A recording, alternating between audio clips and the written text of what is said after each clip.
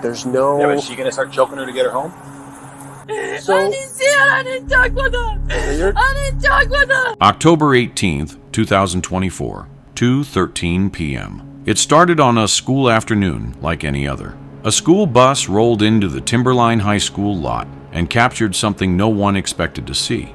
A 17-year-old girl, visibly distraught, running from an older man. Within moments, he seizes her by the neck and begins to drag her across the ground. The bus dashcam would be the first lens to witness what many believe could have ended in a murder.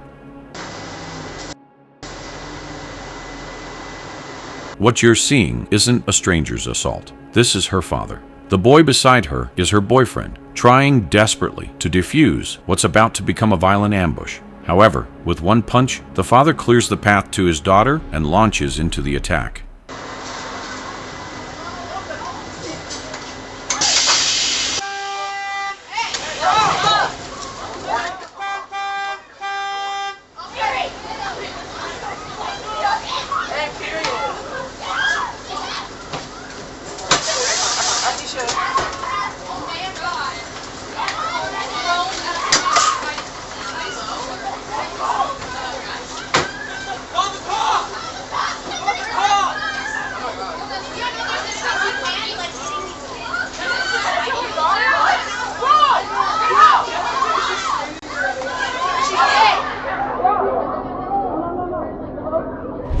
In the weeks leading up to the attack, 17-year-old Fatima Ali found herself under increasing pressure from her parents. Her father, Ihsan, had been insisting she travel overseas to Iraq for what he described as a family visit. But Fatima sensed something was wrong, and soon officers would uncover the disturbing truth behind the trip, a truth that would reframe the entire investigation. Fearing for her freedom and possibly her life, she made the only move she could think of. She returned to the last place she felt safe, Timberline High School. Though she was no longer a student there, Fatima believed the adults at her former school might still help her. With the help of her counselor, arrangements were made to move her to a nearby shelter known as Safe Haven. A city bus would take her there, but before she could board that bus, her father found her.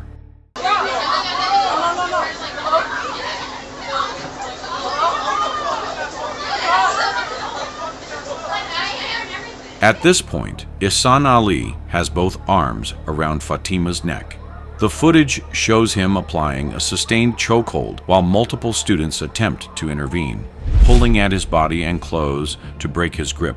One student kicks him in the back, while others try to physically separate them. Despite this, Ihsan maintains the hold and continues dragging her backward. Fatima eventually stops moving.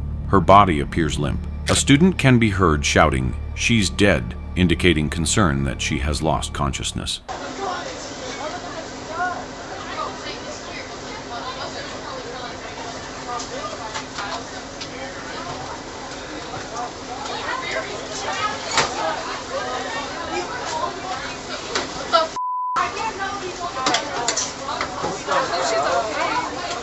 She looked like she was getting she couldn't breathe, dude. What the fuck?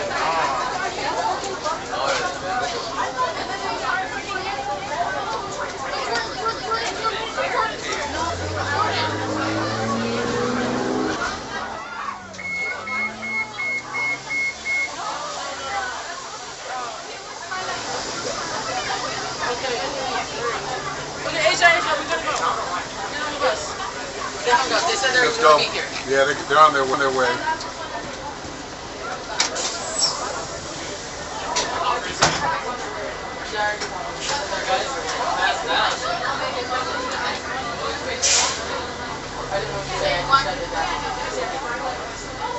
By the time officers arrive, the suspect is already on the ground, tackled by a bystander who witnessed the assault. The victim, nowhere to be seen. Their body-worn cameras capture what happens next.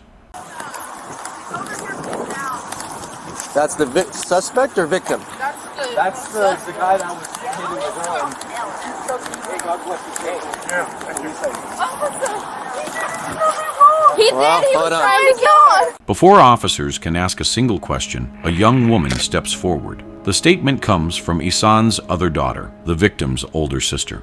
At this point, officers don't yet know her identity or the role she may have played in what happened. They also don't know that her presence in this moment and her immediate defense of her father will raise serious questions later in the investigation. Hands behind your back. Hands behind your back now. You guys step back.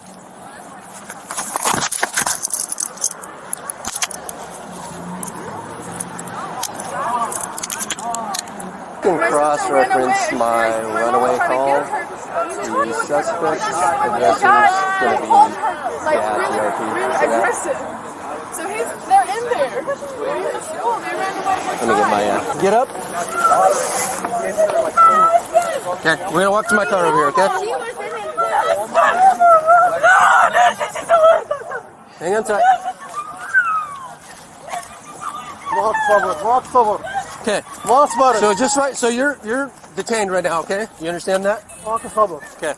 Ali is detained without incident, though officers immediately note the intensity of the situation. He's escorted to a patrol vehicle and told not to speak to anyone. I want to speak with my daughter. You're not speaking to anyone at the moment. Just I want to speak with my daughter. You will not speak to your daughter. Why? This is my daughter over here. I want to let her to go take her mom home. Okay, well, we're investigating a criminal investigation right now. Just let me to tell her to take her mom. Not like that. Just I tell her to go home, she will go home. Despite having allegedly placed his daughter in a chokehold just minutes earlier, Ihsan is now asking to speak with her, a detail that raises concern about his mindset and his understanding of the seriousness of the situation. You understand each of these rights I've explained to you? I want to speak with my wife. Let her go. Do you understand these rights I've explained to you? Zahraa! It's a yes or a no, okay? Zahraa, تعال هنا! So everything's audio, video recorded, okay? Okay. So do you understand these rights I've explained to you? حنين! زهراء! أخذ السيارة منها وديتها يبوقوها! I need a yes or a no, okay? Or I'm going to assume you don't أخذ want السيارة to. منها يبوقوها! السيارة يبوقوها! Officers read him his Miranda rights. Ali remains largely silent. When asked if he understood his rights, Ali began shouting at his wife from the car. According to one of the school staff, she ran inside to the admin building and was just saying somebody was trying to hurt her. I don't know if she was talking about, probably, I'm assuming, her dad.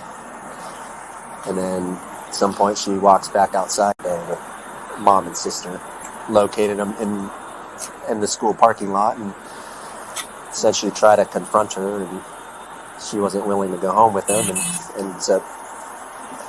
ends up getting behind her and choking her, dragging her, trying to get her to come at that. And then at that point, the bystander here interjected and tackled Dad and got him detained on the ground, and I got here and cuffed him up. Inside the school, staff members confirmed that the daughter ran into the office visibly distressed, repeating that someone was trying to hurt her.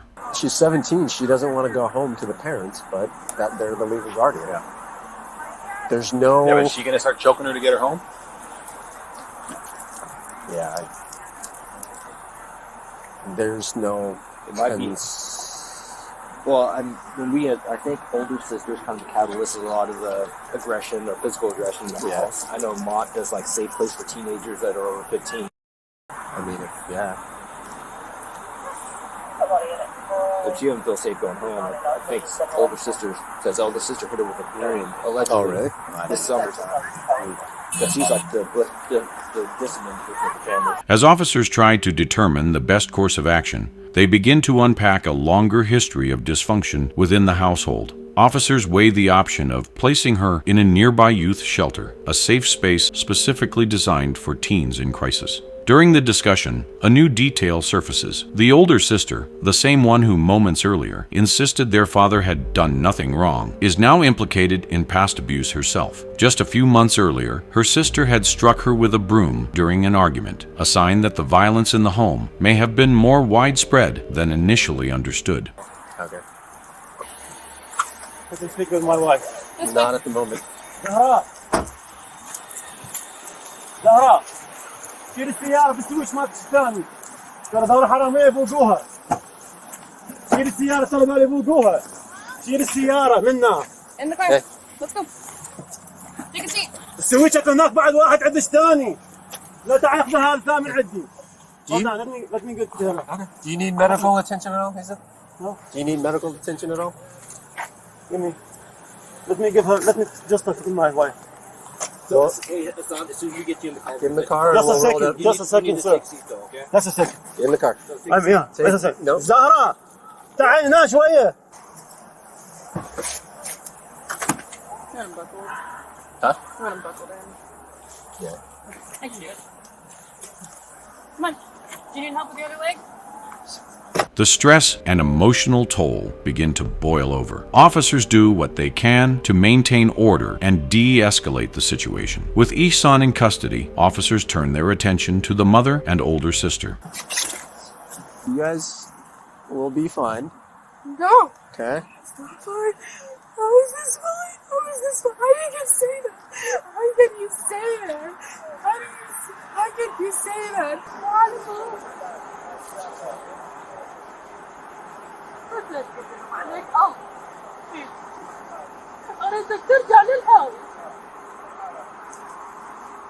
Assault, Jai. second DV, and طلعة. then أريد الطلعة. assault for. Okay. Do we know?